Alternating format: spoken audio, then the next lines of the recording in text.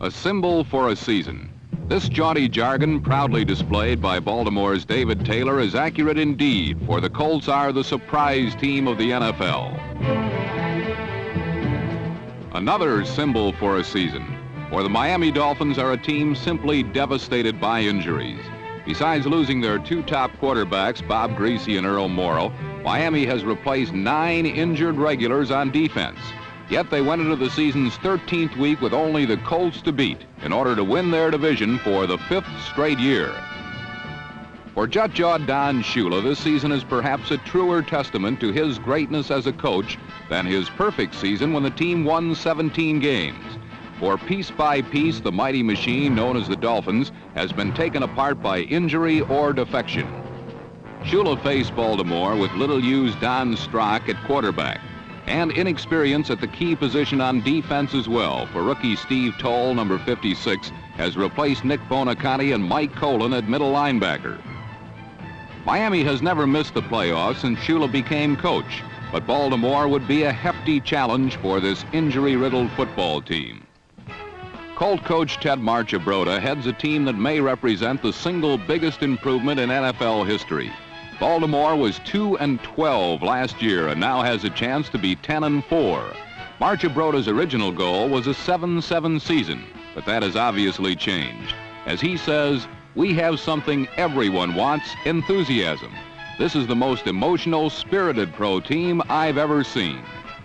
The Colts also have talent, a big-bodied, whip-armed young quarterback in Burt Jones, the team's first 1,000-yard runner in history in Lydell Mitchell, and an offense that is averaging 35 points per game since the 5th week of the season. Combined with their outstanding defense in a town that has slowly but surely taken them to their hearts, the Colts came into this crucial game with everything on their side, despite the fact that they were 1 game behind the Dolphins. A win in this game would put them even, but because Baltimore beat the Dolphins earlier, the championship would belong to the Colts. So there you have it. A classic showdown between the champion and the challenger. The injured but shock-proof Miami Dolphins against the spirited but inexperienced Baltimore Colts for the American Conference's Eastern Division title in the NFL Game of the Week.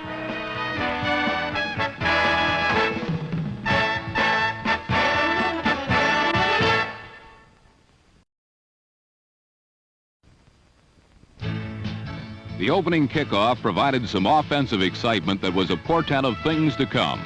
Bruce Laird, the kick returner par excellence from American International, vaulted over 3 Dolphins and streaked all the way to the Miami 43. It appeared the first break of the ball game, a big one, belonged to the fired-up Colts. But it was not to be. A clipping penalty was called on Baltimore's Bob Van Dyne, and the ball went all the way back to the 11. Another look at the play isolates number 50, rookie linebacker from Ohio State, Bruce Elia. You'll see Van Dyne, number 67, come into the picture and block Elia from behind.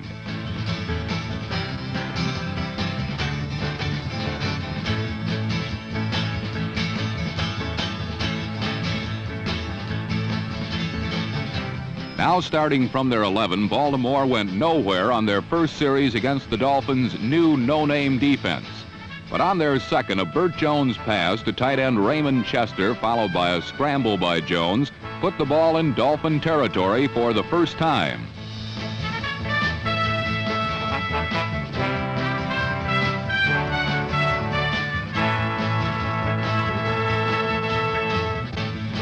Here, the Miami defense, led by number 56, Steve Toll, responded to the challenge.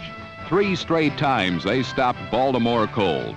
And on 4th and 2 from the 36, the Colts went for the marbles.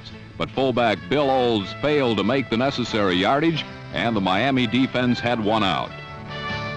In fact, for the remainder of the first half and through most of the second, Miami's magnificent defense thwarted Ted Marchibroda's game plan and beat the young Colt forward wall off the ball time and time again.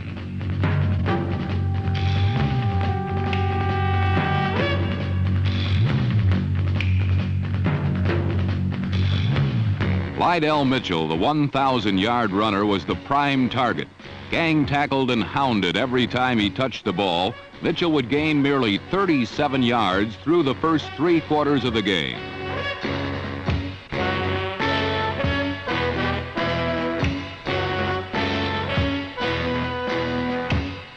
Baltimore's passing attack, led by Burt Jones, was virtually non-existent due to close coverage of the Colts setbacks by Miami's linebackers. This was vital to Burt Jones because he simply had no time to look for wide receivers due to a ferocious rush by the Dolphins' front four.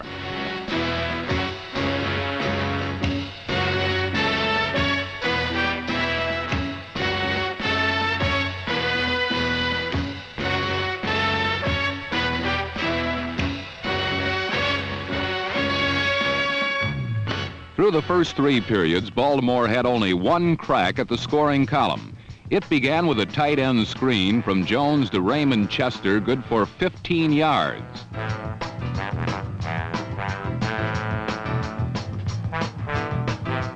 Despite the fact he was playing with 2 broken ribs, Jones ran often. His run and a catch by Roger Carr moved the Colts closer.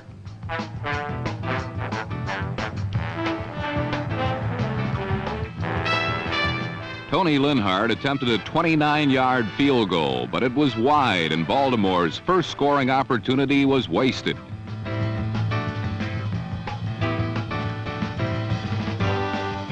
Inconsistency has long plagued the Austrian-born Linhart, but much later in the game, he would get another opportunity to redeem himself.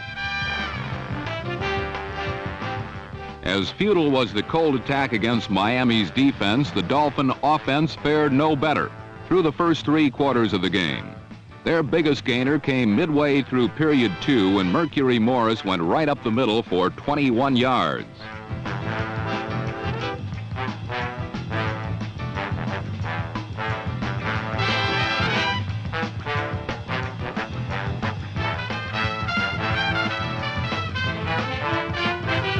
But the Dolphins never came even close to scoring because of the extraordinary play of the young, tough Baltimore defense. Their underpublicized front four of John Dutton, Joe Ehrman, Mike Barnes, and Fred Cook held the ground game in check.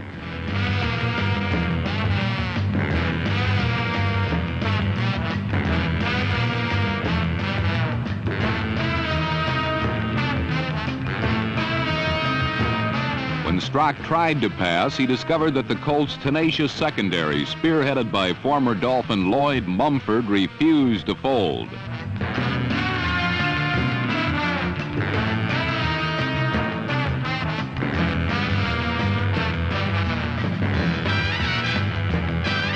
Thus it went for Miami. Virtually no success at all through air or ground until late in the first half when Strock caught Moore slanting over the middle for 24 yards.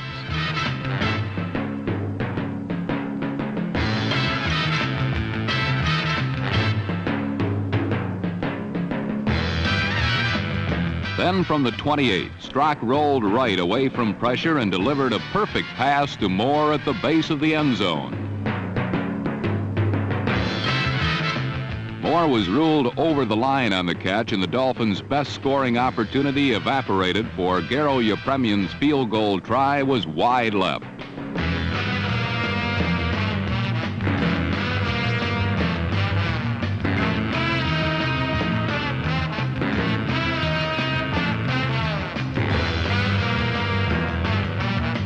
Miami had yet another opportunity, however, on the next series when Baltimore's punt was blocked, then illegally spiked forward by Stan White.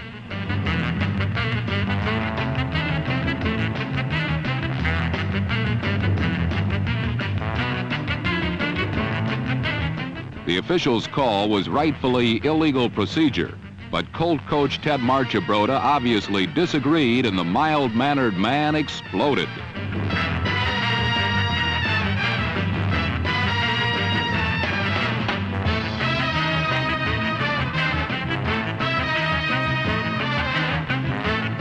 It didn't matter, however, for though Yepremian had another chance at a field goal, he missed it again. And this closely contested and crucial game remained tied at 0 until late in the third quarter.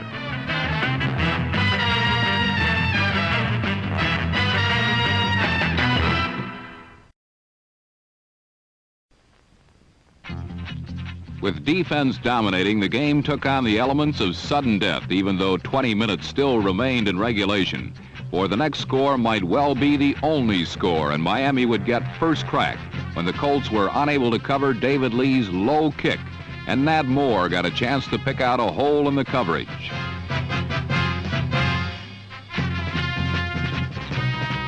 Moore's 28-yard return to the Colt 27 had the Dolphins at least in field goal range, and it appeared that a three-pointer was all Miami would get a chance at, as the Baltimore defense continued to give ground grudgingly. But facing a critical 3rd and 7, Don Strock struck for a big one. The Miami offensive line that would allow the league's highest sacking team only one quarterback trap all day gave Strock plenty of time, and he picked out Larry Seipel in front of 2 Colt defenders for a first down. Then after reaching the 3-yard line, the Dolphins faced yet another big 3rd down. The Miami offensive line prepared to root him out, but Mercury Morris took a look inside, saw nothing doing, then outflanked the Colt defense, although nearly celebrating his touchdown a bit early. This has been a strange season for Morris. Early in the year, he was rushing at a 1,000-yard season pace, but of late, Shula has seen fit to alternate Morris with Benny Malone. This has not set well with Morris, who publicly denounced the coach's decision, and perhaps he has a good case. Last week in a big win over the Bills, Morris rushed for 96 yards. He would get nearly 100 again today in this biggest of games, and his touchdown put Miami in front 7-0.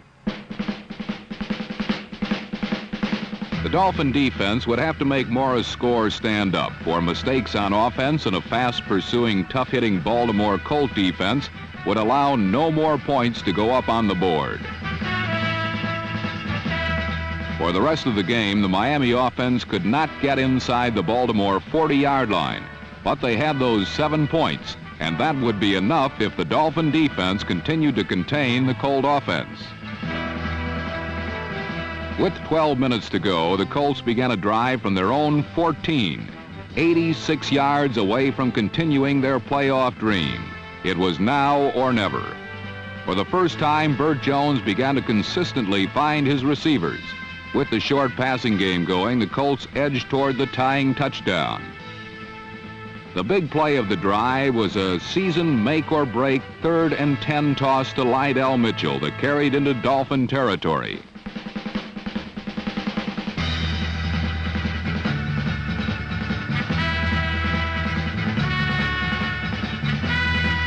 Staying strictly with short stuff, Jones again found Mitchell for 11 more yards and another first down on the Miami 34.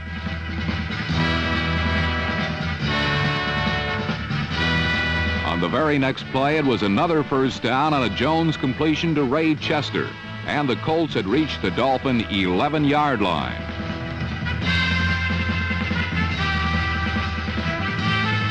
Baltimore head coach Ted Marchibroda, who certainly must be the prime consideration for Coach of the Year, saw his young club poised and confident carrying out a gut-wrenching drive.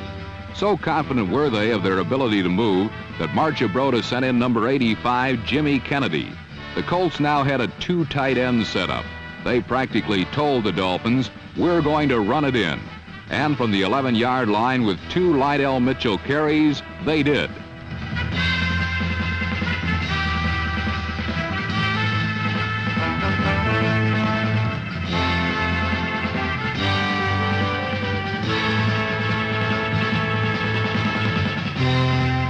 With Memorial Stadium rocked to the rafters, the Colts had climbed to within an extra point of tying the Dolphins.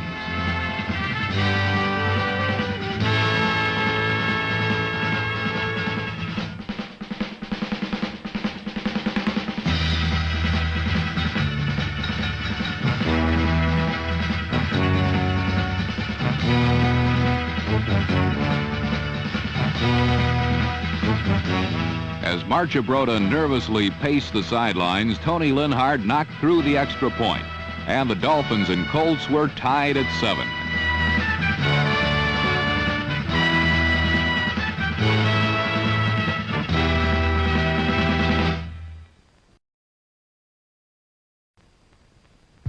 5.5 minutes still remained, and in that time, each team had 2 possessions.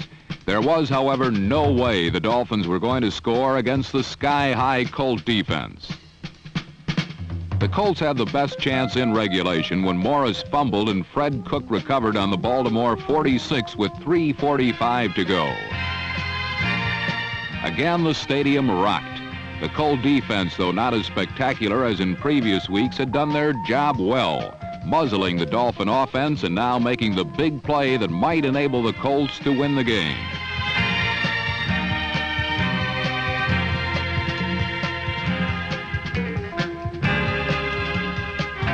Now the burden fell to the Colt offense. They had finally proved that they could crack this Dolphin defense. And if they could do it once more, they would be one step away from completing the most remarkable turnaround in NFL history. Garnering strength from each other in an on-field seance, the Colts were in control of their destiny. But alas, this storybook game had one more chapter to go. The Colts' drive was aborted by a series of penalties. On this play, they claimed that Bob Matheson interfered with Lydell Mitchell. And when Jones came over to protest, he bumped the official, bringing a 15-yard penalty. 2 other penalties left the Colts in an impossible 3rd and 36. The last real scoring opportunity was lost by way of the yellow flag, and the 2 teams entered sudden death overtime, regulation having ended in a 7-7 tie.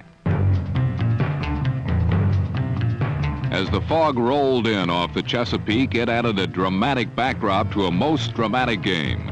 The Dolphins would have first crack in the overtime period. But as the Miami reserves watched from the sidelines, the Colt defense again stymied the Dolphin offense, and they left the field having managed just 1 first down. They did, however, leave the Colts in the poorest of field position when Larry Seipel's punt went out on the 4-yard line. The Colts would have to travel 96 yards through the harshest of circumstances. By now, Memorial Stadium was filled with the proverbial pea soup fog. Standing between the Colts and victory was the brilliant Dolphin defense, and soon to come were 4 third-down character testers. First on a 3rd and 1, Bill Olds bashed for 11 yards over left guard. On the next play, Jones was unable to pierce the fog and locate a receiver and lost 10 yards.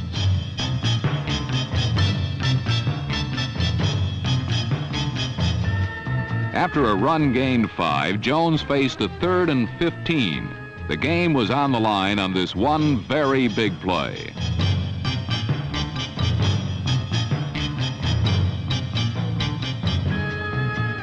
Jones' clutch pass to Chester was good for the first down. Then facing 2nd and 15, Jones found Roger Carr for 14 3/4. The Colts converted this third down of the drive easily, and then Jones was back and piercing the pea soup again.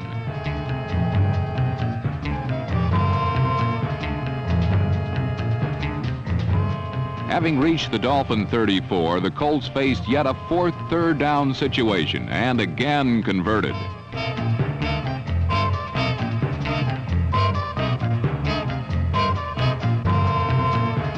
Don McCauley's 13-yard run put the ball on the Miami 21. All that was left was to hold on to the ball, set up for a field goal, and the Baltimore Colts would have their shot at the division championship. Burt Jones, playing with 2 broken ribs and who had led the Colts this far, was now doubled over on the sidelines in pain. And he would not see the crucial kick as the game's outcome now rested on a very lonely man, Tony Linhart.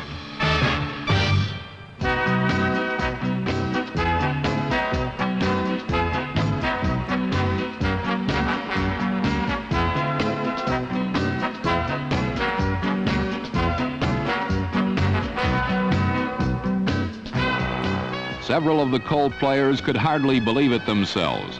These same players who 1 year ago were 2-12 now stand 9-4. And if they make it 10-4 next week against the Patriots, they will be the AFC East Division champions. The Dolphins can now only hope that Baltimore loses next week if they are to make the playoffs themselves. But the story of the 1975 Miami Dolphins is truly a remarkable one. Beset by injuries, just the fact that they still have a chance at all is a tribute to Don Shula and the Dolphins. But the reign of the Dolphins appears to be at an end, while for another team, the rise to the top is just beginning. The Baltimore Colts are just one game away from a championship by virtue of their 10-7 victory. This is a young football team, and if they win this week, it just may take a long time to unseat the new power in the AFC Eastern Division.